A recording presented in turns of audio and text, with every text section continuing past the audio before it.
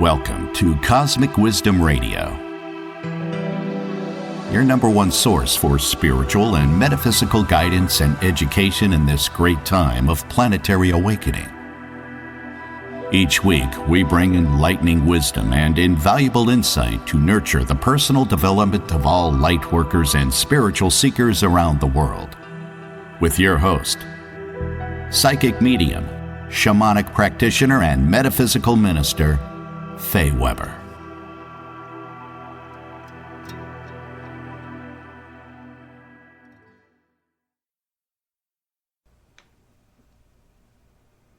Hi, welcome to Cosmic Wisdom Radio, Episode 3. And in this episode, I am going to talk about exploring life after death. There's been a lot of things that have come up recently in conversations I've had with people that inspired this podcast. And I feel like there's a few things I want to make sure I point out so people have a clear idea as to, from what I understand through mediumship, what happens after physical death. And also so people have a better understanding of the different phases that spirits may be in and how everything works, and also a bit about how mediumship works. One thing I want to say first is there is a difference between spirits who are earthbound, as in trapped in a house or a building, and spirits who have moved on into the spirit world and have crossed over, I guess you can say, crossed over into the light. There is a difference. And when someone does regular, typical mediumship, we're only connecting with those who are crossed over.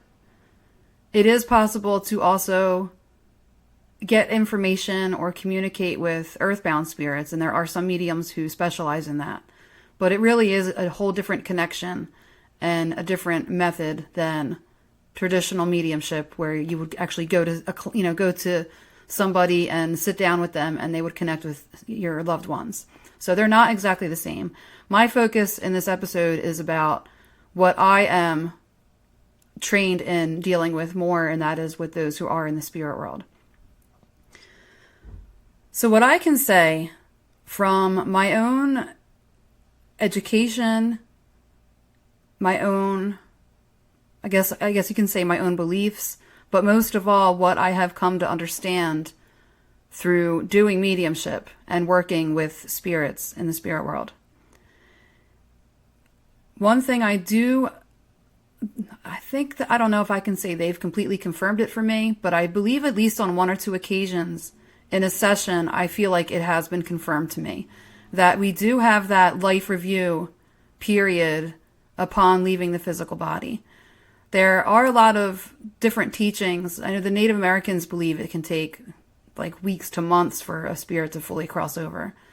And that might be true in some cases, but I've seen it happen very quickly. So what is said to happen is when the physical body is ready to die, or, ready to no longer be in the physical body, when the spirit is ready to leave the body, it goes through some period of a life review. For some people, it's very quick, and for other people, it can take weeks, months, for some even years. And if somebody is not ready to move on from that place, that's when they normally will get trapped here and become earthbound. And some of the reasons people end up doing that is there may be a situation that they're not completely over. There may be somebody that they're too worried about. Sometimes they don't realize that they're dead. So there's a few different reasons why the person may get stuck in that phase. But the spirits that I deal with have already gone past that. And one myth that I've heard from people is that you shouldn't get mediumship until so many weeks or months have passed. I don't necessarily believe that at all, because I have had clients who have come for mediumship, and in one case, the person had literally died 2 days before. And it was one of the best sessions I've ever had. So as with everything else in life, the process of death is different for every spirit. It's different for every person. From, all the way from the point of beginning to leave the body to actually crossing over into life review or, accepting the spirit's death and all the way back into going back to the spirit world. Everyone's experience is different. And I know this from listening to the spirits who come through a mediumship. And also, if you learn a bit about near-death experiences, which I have met probably at least one or two people that have had, at least two people that have had a near-death experience. Even those, everyone's experience is different. And that to me says that everyone's experience in the process of dying is personal to that person. So there's not just one way that everyone experiences. There's some people with a religious background that believe, when I die, this is the being I'm going to see. If a Christian might feel like the first person that they want to see when they pass is Jesus. Jesus is going to reach out their hand and bring them.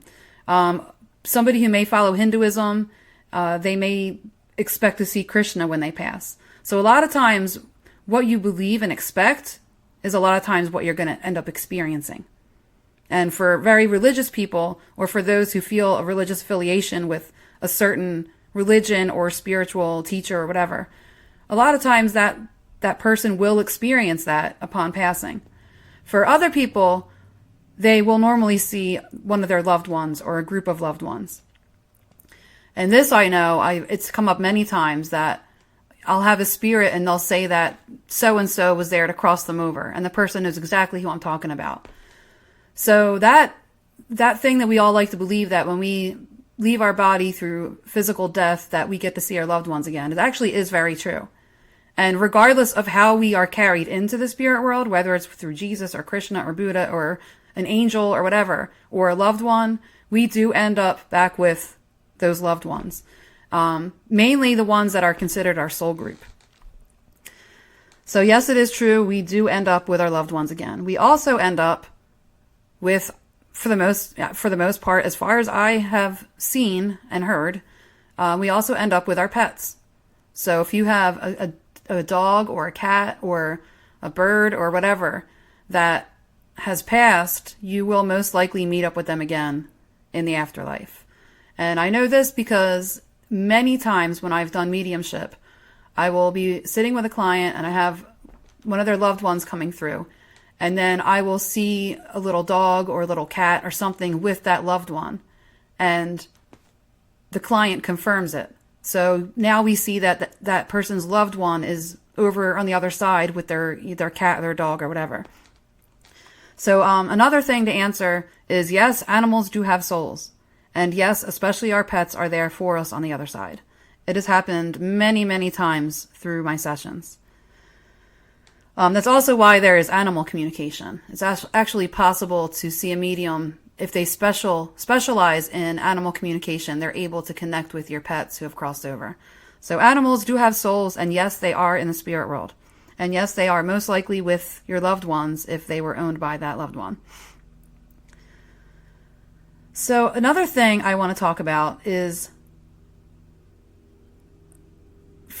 more about the process of the actual leaving of the body. So I also know that there's a lot of stories where people have been in a coma, or they've been put under anesthesia or something, or they've been completely unconscious in a hospital. And they have been able to know exactly what was going on in that room. And that's because that person's spirit has left the body. And that's pretty much what our spirit does when we actually are going to really die. So that is why in near-death experiences, or being in a coma or anesthesia, that kind of thing, the spirit is able to still witness what's happening to the body. So upon dying, that's another common thing that I've heard, that for not like I said, everyone's experience is different. So don't go expecting a whole, process that I'm talking about, when you die. Don't go blaming me when you're dying that it didn't happen the way I said. Because like I said, everyone's experience is different. But for the most part, when the spirit is leaving the body, it is normally able to look back at the body and see what happened and it is kind of like floating above and leaving the body. And a lot of times the spirit will gather around its loved ones in their own way, saying goodbye. And that's why sometimes those who are more open to it can feel it or hear it. And they might, I know I've heard several students who have had a dream where the loved one came in and said, I'm going to leave now. I love you. Tell everyone I said goodbye. And then the next day, everyone finds out that the loved one died. So when the spirit leaves the body, if that person has loved ones that they're leaving behind, they will normally try to find some way to let it be known that they're saying goodbye. So, like I said, Native Americans believe that there's a certain amount of time it takes for the spirit to cross over. In my experience, it doesn't have to be any certain amount of time. It can be literally in a few minutes. There has only been maybe one time, possibly two, that I've had a client come for mediumship and I come to find that the spirit didn't cross over yet. And that can actually be one of the reasons why it's hard to connect with certain spirits. Because if they haven't crossed over, you're not making the connection for an earthbound spirit. You're making a connection for a spirit who is crossed over. And they are different connections. And if that spirit is wandering around a building or a house somewhere, then it makes it difficult to connect with that spirit when you're using a completely different process. So to make you feel better, just so you know, yes, you do see your loved ones when you die. Yes, they are over there waiting for you.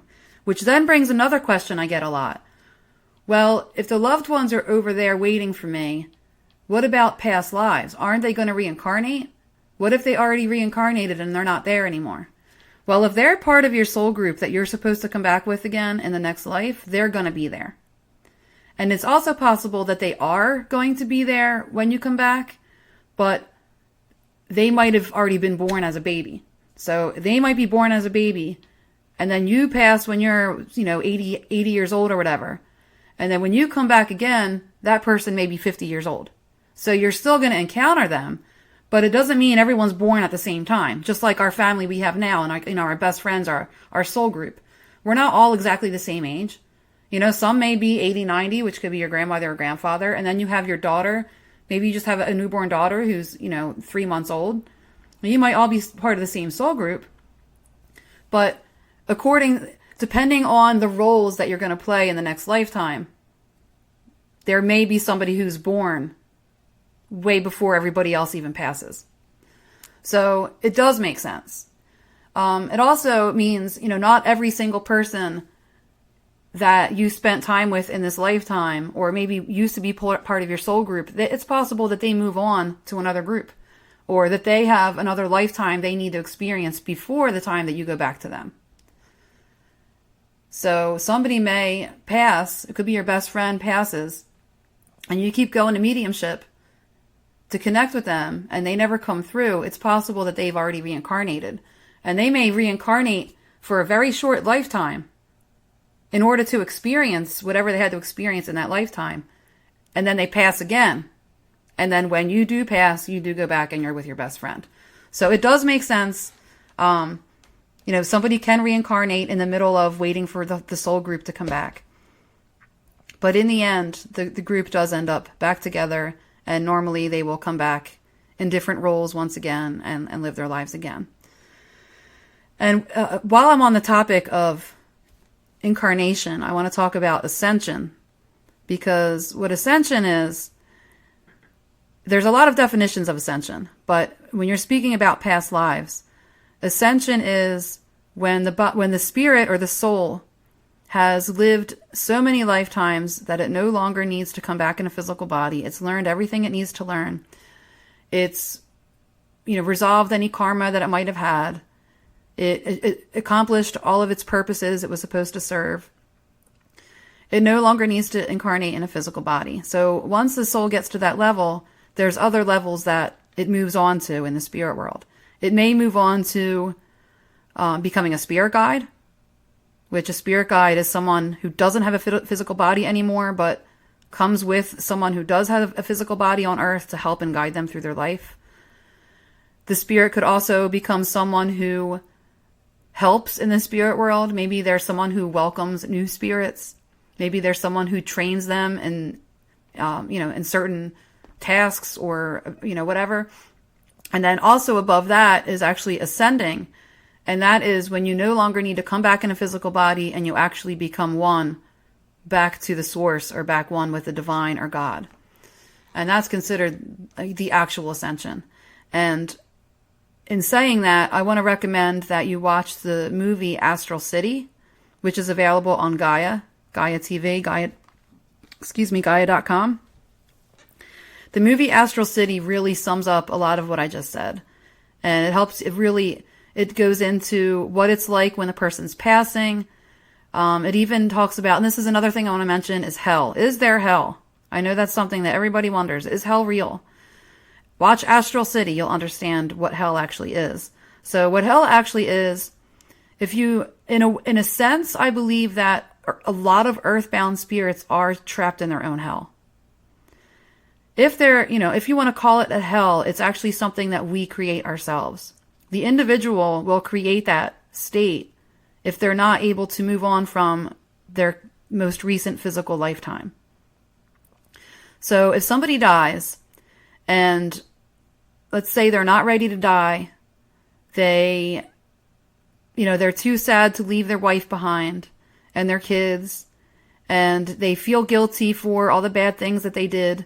So now they're in their life review. So they get their life review and they get overwhelmed with guilt, regret, sadness, despair, jealousy, revenge. So when a person goes through their life review and gets stuck in focusing on that lifetime that just ended, they will create their own hell. So that person will dwell in their own misery, their own guilt, their own grief, their own sadness, until that spirit is ready to let it go and move on. So hell is not something that we're sent to as a punishment. It's something that the spirit will create for themselves. It's the little world that the soul creates upon dying. And they won't be stuck they will not be stuck there forever. Eventually that spirit will come out when they are ready to. And that's why trying to clear houses is not always successful. Because if that spirit is not ready to move on, it is not going to leave. When the spirit is ready to move on, it will move on. So hell is not eternal. It's not some place of punishment. And if you perceive it as, there's some devil or, demons and hellfire, if that's how you perceive it, you might experience it that way. Because I also know this, and this does come from a couple movies, but it is very true. Our experience of the spirit world is different for each individual person. Just like our perception of reality in this physical body, we don't all see things the exact same way. So my perception of what happened yesterday is not the same as someone else's perception of what happened yesterday. The way that I see the world, the colors that I see, the sounds that I hear, the things that I like and don't like, it is the same in the spirit world. So each individual person, when they get to the spirit world, will have their own individual experience. So let's just say, for example, when I go, I've been trying, and I hope that I get to see it, because I've been trying to create this scene from a poster downstairs in my living room, which is like, it looks like a fantasy world with like pretty waterfalls and really pretty trees. And there's a pinkish unicorn, and there's really pretty like planets and the moon in the background. And I've looked at that picture many times and said, when I die, that's what I want to see. So in other words, I've kind of created the scene that I want as my little space when I cross over. And you might not like that. You might like the mountains. Maybe you like snow. Maybe you want to see a bunch of snow on the ground and pine trees, and you want it to be really cold. Whatever. You're going to experience it the way that you choose to experience it. So there's no one size fits all for the experience of the process of dying, and there's no one size fits all way to explain what it's like in the afterlife. Everyone's experience is different. Everyone's perception and reality is different.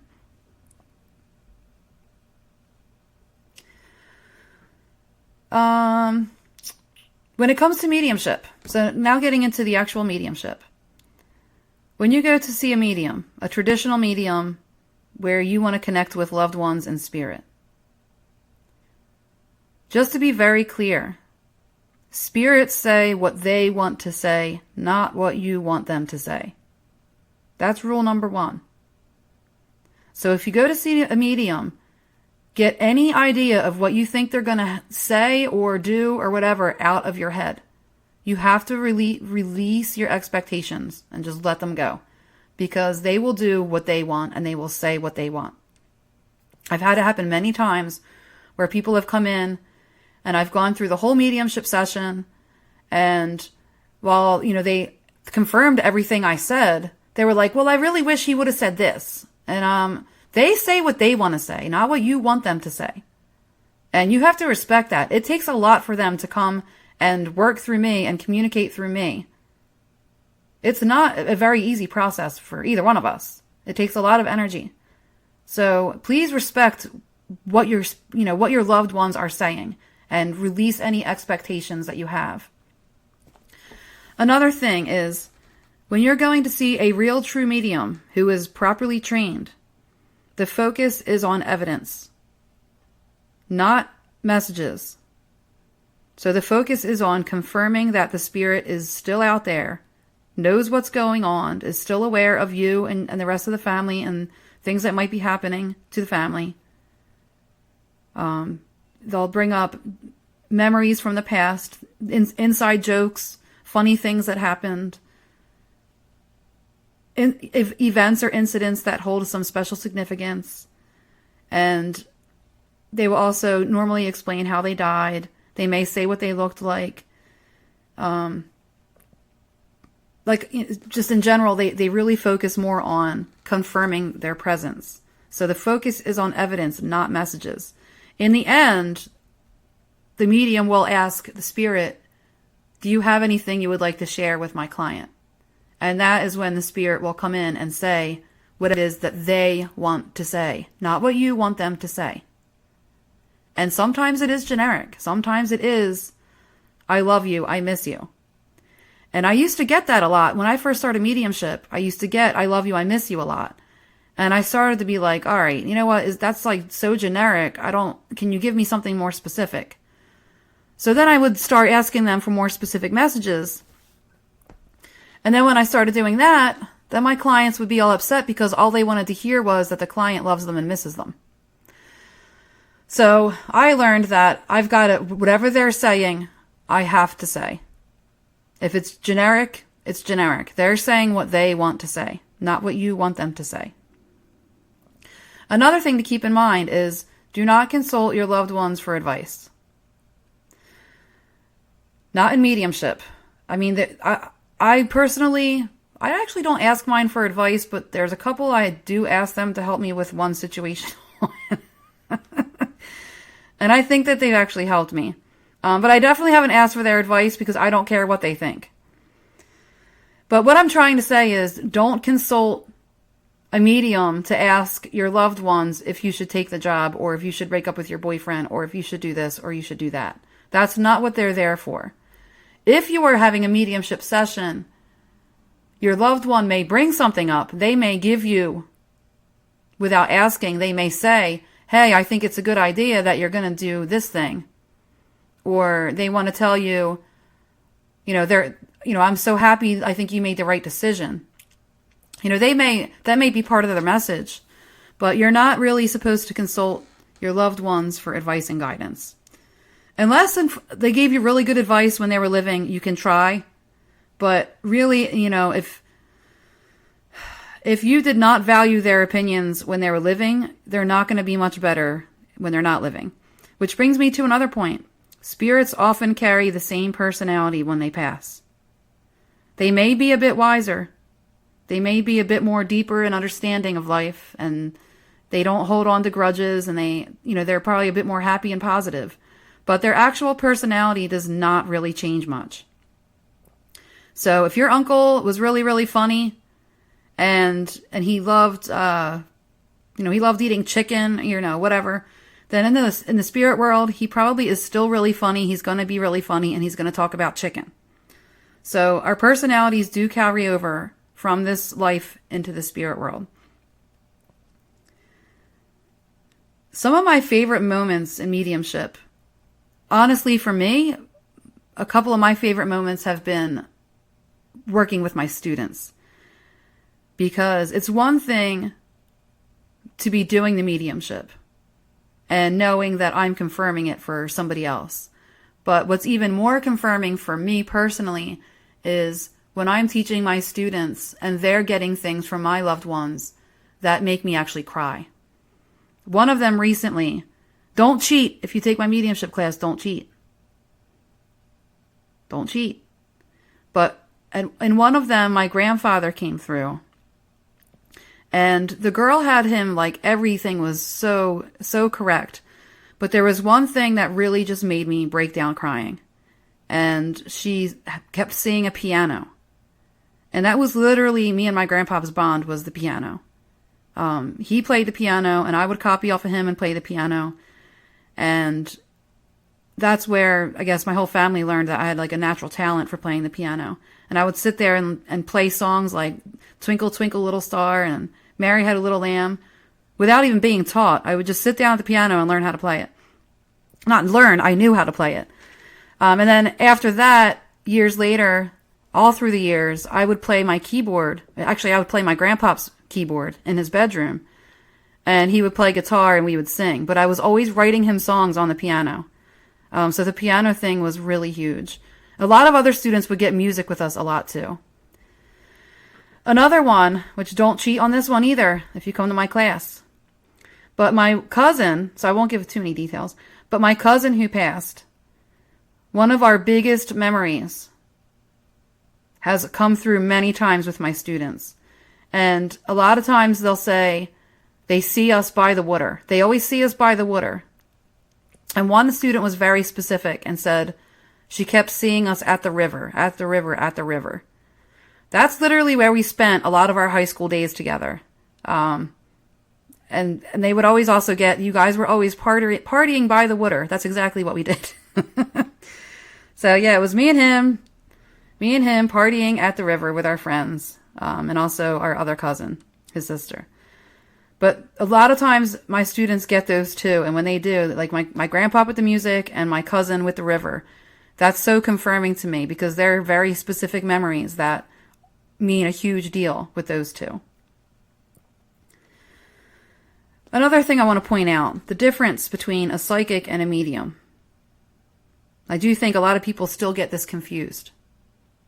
So if you're going to see just the plain old psychic, which I honestly hate the phrase. I consider myself a psychic medium, but I just think the word has gotten such a bad reputation that I can't even stand it. But if you go to see a psychic and you're going to get some kind of intuitive reading or a psychic reading, what they're doing is they're tapping into your energy and basically into the divine bank of knowledge. And what they're doing is they are helping you with your problems. So if you want to know, should I get in this relationship? Is this the right path for me? Should I leave my job? Those kind of things. That's for a regular reading. That's a regular psychic reading. Now, mediumship is connecting with the spirit world to confirm the presence of your loved ones. They are completely not related. They're completely different connections. So I've heard of some people who do them together. Now you can do one, but then you got to shift and create a different connection for the other one. So I don't understand how these people are going in and out and in and out and in and out because they're totally different connections. In a psychic reading, you're only connecting with the person in front of you. In mediumship, you're not connecting with that person at all. You're connecting with the spirit world. So the connections are completely different. But the difference in the actual practitioner is that a psychic is psychic. And they can probably do intuitive, psychic, or tarot card readings. A psychic is not necessarily a medium. Not all psychics choose to learn mediumship. Not all psychics feel they are naturally inclined to be able to do mediumship. A medium, on the other hand, is already psychic. So you have to be psychic in order to be a medium. In order to do mediumship, you must be able to receive psychic information. because that's how we communicate with the spirit. And speaking of tarot, you are not supposed to consult the tarot cards to connect with the spirit world. I heard of one person who went to some reader who does that. And so I asked my teacher many years ago, and she said, it's bullshit. That's not how you do it. So you do not consult the tarot cards to communicate with your loved ones. I honestly don't recommend using any tool like that to communicate with your loved ones. The only things that should really be used that I know are safe is, first of all, it's better to have somebody else communicate with your loved ones. Trying to communicate with your own loved ones on your own is not very easy, because it's kind of similar to a psychic trying to do their own psychic reading. It's hard for us to distinguish what's real and what we're making up, which is already bad enough if you're doing it for somebody else. Then it's even worse when you're trying to do it for yourself. So, most mediums will go to somebody else to communicate with their loved ones. And it should not be done with tarot cards. Yeah, that's right. I was saying the only tools that really should be used in mediumship can be a picture. So you can take pictures of your loved ones to a medium, and having that picture really helps make a stronger connection.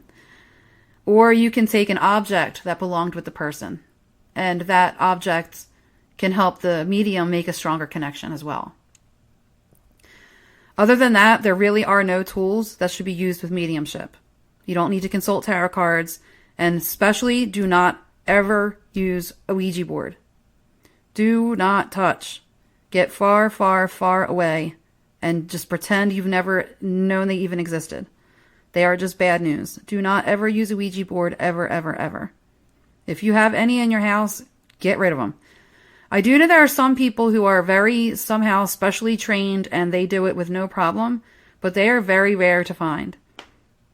So, especially if you have no idea what you're doing, do not mess with them, because they just open up a doorway for unwanted spirits who are up to no good, and they cause problems. And that's when you get the negative spirits and the violent ones and all the nasties. Yeah, so do not mess with a Ouija board ever, ever, ever.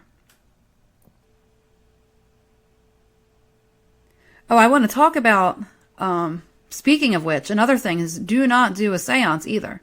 If you are not with professionally trained spiritualists, which they're a specific thing, a spiritualist. If you're not with professionally trained spiritualists, also do not do a seance. When I first took my first mediumship class, many years ago, it was, I kind of regret having taken it, but I did learn a lot of lessons from it. But it was my first mediumship class, and it was actually a distant learning class.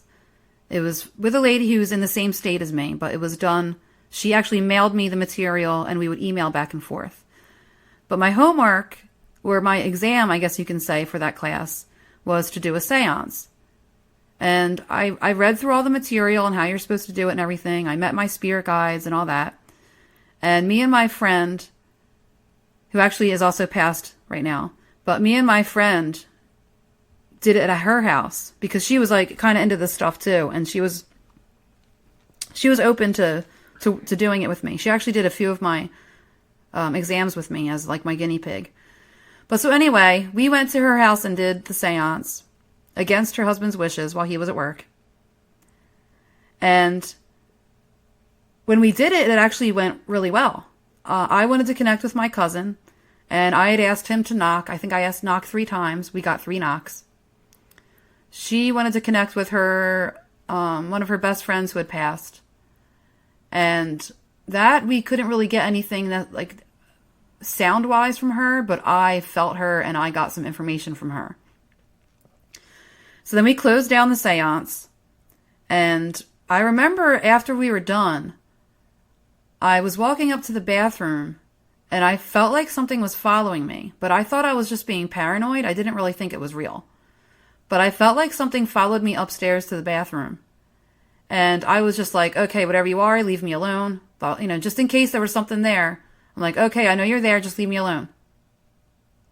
And then nothing really happened to me after that. And I left and I went home. And I don't know if it was the next day or the day after, but my friend sent me a message on Facebook. And she said, Faye, ever since you left, my cat's acting really weird. She keeps staring at something that I don't see.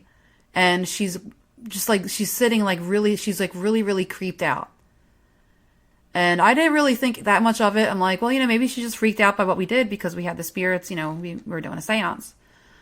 But I believe it was the next day or two, both of her cats were now freaked out. And they were acting very strange, like they weren't even themselves. And they were like creeping around the house, like down to the floor and just like staring and looking at things. And then she messaged me the next day and she had scratches on her body. They weren't scratches from her cats. Her cats don't scratch. But she started waking up with scratches on her body. And when she sent me a picture, it was really freaky because it looked like a sad face with a tear coming from the eye. From one of the eyes. And then we started to be like, okay, something is not right here. Like, what did we do wrong? So then after that, she had one of her friends over, and her friend started seeing things around the house. She saw a shadow in the dining room. And now her and her husband started seeing all different kinds of stuff running around the house. So at this point, it was like a madhouse. So I had somebody that I knew who does house clearings go with me over there. And we're sitting at the dining room table. And we're just kind of talking, having a conversation. Now, we're in her house where, where all the spirits are. But me and him were sitting at the dining room table. She wasn't there. She was actually in the hospital because she was sick at the time. So we were in the dining room at the table. And I saw this puff of smoke float over his head. And now I thought for a second, wait a minute, did I just take a puff on my vape? Because I vape. And I looked down, I'm like, wait, it's not even in my hand. And then I'm like, wait, was he burning sage? And I look over at the sage is completely out. So I'm like, I stopped and I'm like, I just saw a thing of smoke go across your head. And he's like, I just saw something too. And that's when we were both like, all right, there's something going on here, definitely. And then we made a plan for when he would come over and clear the house for her. So the night came when, he came over. I kind of helped him a little bit. We cleared the house. And the next day, my friend told me that the house seemed much lighter. And it was, they were feeling a bit better and it was much lighter. But then the next day, they realized that they were still seeing all the stuff flying around the house. So I got in touch with the paranormal team to go over there with me. And they actually did a thing where they record. They'll record overnight and they'll do a whole tour of the place. And they have cameras set up and they do dowsing.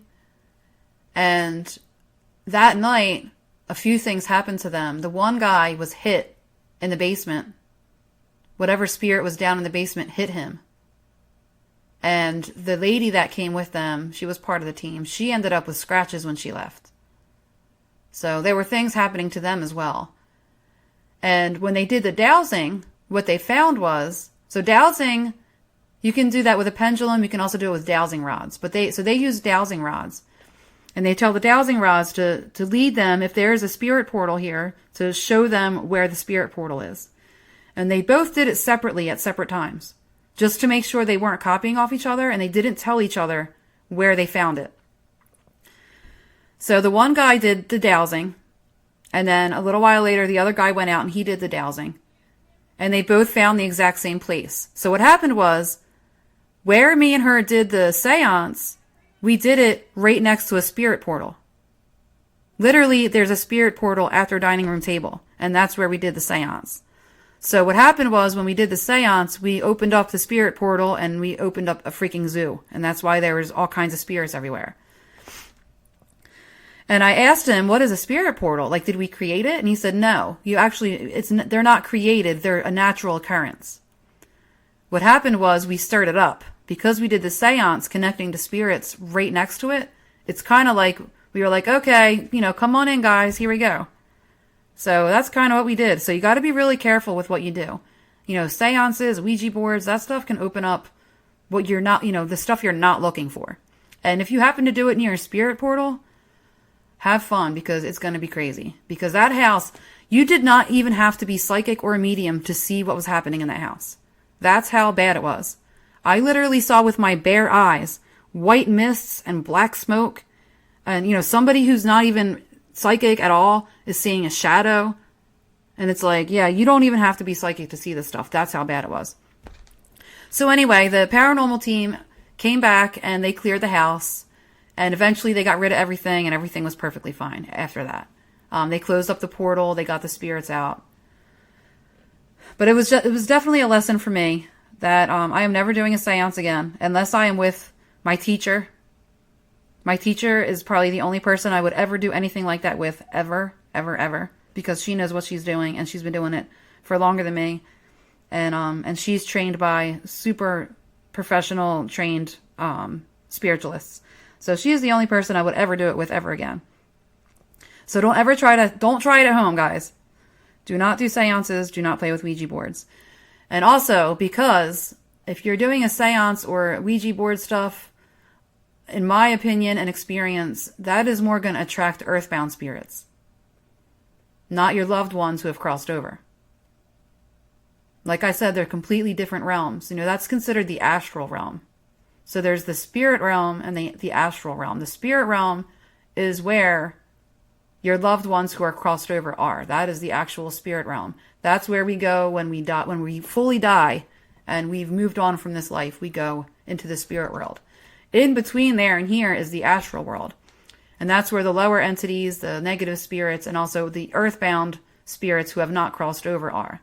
And so when you start doing things working with the astral level, that's when it opens up. And this is going to answer somebody's question, because I've had somebody ask me this question before.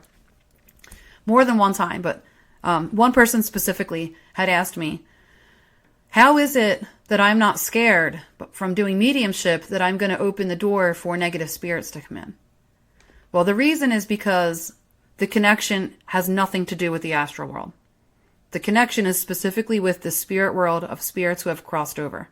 So they're over there with their loved ones. They're over there with, the angels and the spiritual teachers and Jesus, whatever. The astral realm is different. The astral realm is where the negative spirits are, and where the uncrossed over, earthbound, trapped spirits are. So they're in different realms. So don't ever be scared to go to a medium and have some bad spirit come through. It doesn't work that way. The connections are completely separate, and the realms are not the same. One last thing before I wrap up this episode. If you are thinking about getting a mediumship session, just keep in mind, as I said, the spirits say what they want to say, not what you want to say, or not what you want them to say. The focus is on evidence, not messages. You will get one, some message, of some kind or another, but the focus is on confirming who they are and confirming that they're out there and they're still present. Why would you waste money to go to a medium just to hear messages? Anybody can make that up. Anyone can make that up. If you don't have the actual evidence that the spirit is there and present, how can you trust what the medium is telling you that the spirit is saying? So you cannot have messages unless you have evidence.